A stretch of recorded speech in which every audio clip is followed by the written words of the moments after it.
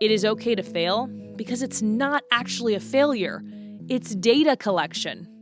You cannot fail when you are simply collecting data about what does and doesn't work.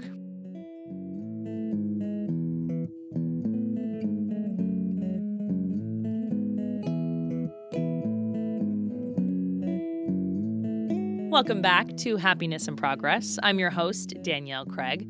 I'm an Emmy Award winner, former journalist, mom, wife, and just a person looking for more joy in the everyday.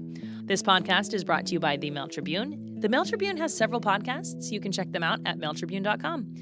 If you like listening, please take a minute to share it. If you want to share it with your mom or your friend or someone you know personally, that helps me out so much. If you want to share it on social, that also helps me. Don't forget to tag me if you do share it on social, because I will share it too. Over the last month, I've been trying to dive into ideas that will help you grow. If you go back a few episodes, you'll find one on making progress, then on dealing with perfectionism, and now I want to talk a little bit about something else that holds us back. Fear. Perfect for October, right? Okay, also, I will link those two episodes in the show notes if you haven't heard them. So there is so much fear I could talk about in this episode because I truly believe fear keeps us from living a joyful life. But for this episode, I'm specifically going to focus on the fear of failure. That fear of failure keeping us from accomplishing goals or the thing that's calling us or just trying something new or even just talking to someone. I want to start by asking you, what would you do if you weren't afraid? Take a minute. Think about that. What would you do if you weren't afraid? Would you try a new skill like dancing or sewing or piano? Would you open a business? Would you start selling homemade earrings out of your house? Would you ask for a higher price for the cupcakes you're selling or the ebook you wrote? Would you leave a relationship? Ask for a raise? Go to an event? Say hi to someone? Sign up for a gym membership? As I've been thinking about the fear that comes with doing a lot of these things, I realize a lot of this comes back to, but what will people think? Will people think I'm too old or lame to try dancing or piano or sewing? Will they think I'm stupid or out of my mind for opening a business? Will they think I'm full of myself for asking for a raise or for raising the prices on my cupcakes or earrings? Will they think I'm charging too much for my ebook? Will they think I'm stupid for saying hi? Will they think I'm too out of shape to have a gym membership? The first thing I want you to know is this. No one cares about what you're doing. No one cares. Why do I say this? Because it's not high school. It's not a 90s chick flick. Most people are more concerned with what they think you're thinking about them to even begin to have a thought about you. So I'm going to amend my first statement a little bit. Not no one cares, but most people don't care what you're doing. I do know a handful of people who relish in another person's risk and failure, but let me tell you something about these people. They are not your people. It does not matter what they think about you, and you do not need to live their life to please them or to make sure they're not saying anything about you. I think of a specific person who smugly laughed as someone chose to take a huge risk, saying, "He'll be back, he needs this." Only several years later, the person risking has had a high amount of success, and the person who was laughing is out of a job. But truly, those people are not the majority of people. When you walk into a party, everyone's eyes don't go to you. They don't analyze your outfit or care about your hair. Again, you are not the star of Clueless, She's All That, or any other 90s chick flick that made you feel like the world only spun when you were being made fun of. That is not reality. We hear a lot about people talking about anxiety and being afraid in those social situations. And that's because they're worried about what you're thinking about them. They're not thinking about you. I have a hard time remembering the days that I cared about what people thought about me because I just don't. When I was a kid, we moved every other year to a new town. In some schools, I was totally popular and cool. I had a ton of friends. In other schools, I literally had not a single friend to my name, like eating lunch in the bathroom, no friends kind of deal. In New York, I remember on one of the first days of school as an 8th grader, my teacher told us something about extra credit. I, loud enough for the whole class to hear, cracked a joke about how lame extra credit was. Everyone turned their heads and looked at me like they were shocked. One person spoke up, "Why wouldn't we do extra credit?" Because extra credit is for losers. They all looked at me like, that Oregon girl is out of her mind. Okay, whatever you guys, because my Oregon friends totally thought extra credit was lame. I had moved from Oregon to New York. And here's what I learned. There are a whole bunch of people in this world, like more than 7 billion people in this world. We cannot make them all happy. We cannot be cool to every last one of them. They are not all going to like us. So why keep living our lives for them? I'm going to ask you that question again. Why keep living our lives for them? Who are you living your life for right now? You should be living your life for yourself. The funny thing about this story is I actually loved extra credit. I was finally among people who were like-minded, but I was still living my homework-hating personality I acquired in Oregon so that all my friends there would think I was cool.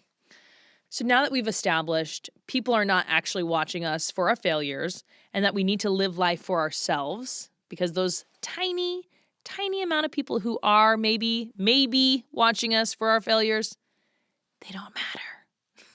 I whispered it. It was a secret. They don't matter.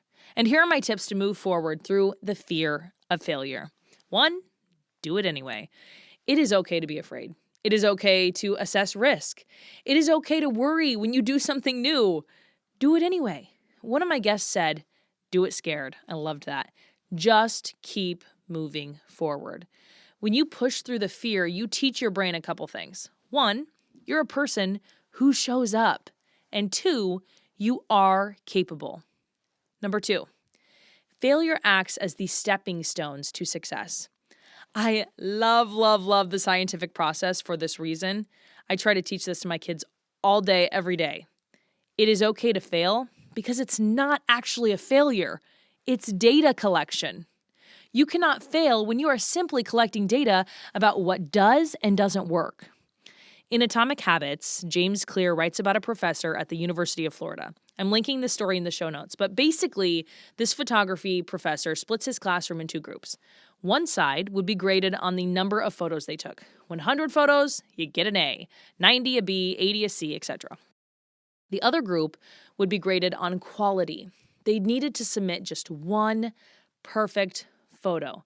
To get that A, it would need to be nearly perfect. At the end of the term, who do you think had the better images? The group who was asked to take 1 billion pictures, 100 pictures, or the group that needed to have the one perfect photo? It was the people who were taking tons and tons of photos, the quantity group. They experimented. They learned what worked in what lighting, composition, exposure. The other group, the one responsible for just a single image, spent all of their time planning the one perfect shot and then took one shot. We have got to start trying if we will ever succeed. The people in the quantity group had the best photos because they weren't afraid of failing. They knew they couldn't fail the class because it wasn't about what their picture looked like. It was about taking the picture. They just had to get the numbers in there. There's an incredible image. It shows 2 people with a whole bunch of bricks that say failure. One of the people is sitting on the ground, completely crushed by the bricks of failure. The other person has taken those very same bricks to build a staircase. We need to choose how we frame failure in our lives. We need to take the bricks of failure and make them a staircase. In Marie Forleo's Everything is Figureoutable, it just came out, great book, she quotes one of her guests, Judge Victoria Pratt, saying, quote, "Failure is just an event. It is not a characteristic. People can't be failures." End quote. You cannot be a failure. There is nothing to fear. Just like that class taking all of those photos, they knew they couldn't fail. They could not fail as long as they had the work done. It's the same for you. You cannot fail. Just get the work done.